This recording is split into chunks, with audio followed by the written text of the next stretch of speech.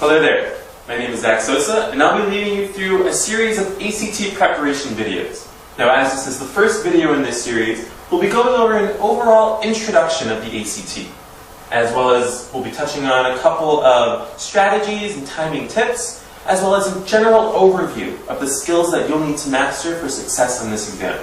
Now, without further ado, let's begin. How is the test formatted?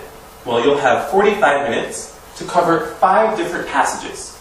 Now, with these passages, you'll have a series of questions that will accompany the text that you'll need to answer. Now, let's take a look at a sample page here. This is from your books as well. You can see on the left-hand side, we have one of the 5 passages, an excerpt from one of these 5 passages. Certain sections of this text will be underlined, and there will be a number underneath that underlined portion. This number will correspond to the question on the right side, which will, for the most part, line up adjacently to the actual text and to the part of the text that you'll need to use to answer this question. Now, additionally, you'll have some other symbols throughout this text that we'll go over later on in this video. This is just a general overview here. Now, what's your job? Your job is going to be to answer 75 of these questions, 15 questions per passage, within that allotted 45 minutes.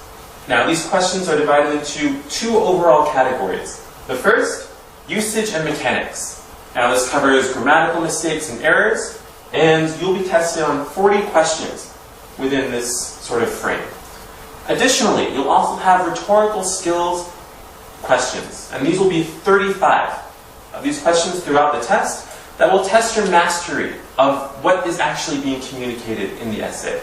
How can the author better communicate his or her ideas and create a stronger piece? Now, let's break down those questions now. The first main breakdown you're going to need to focus on is punctuation. Punctuation is incredibly important on the ACT. Now, what types of punctuation you may ask? You'll be tested specifically on comma usage.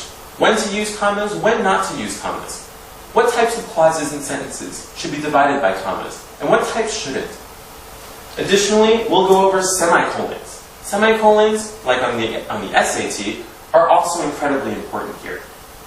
Now, we'll also be using semicolons to divide different types of clauses, and in later videos, we'll be going over specifically what situations do you need to use a semicolon in. And moving along, we'll also talk about colons.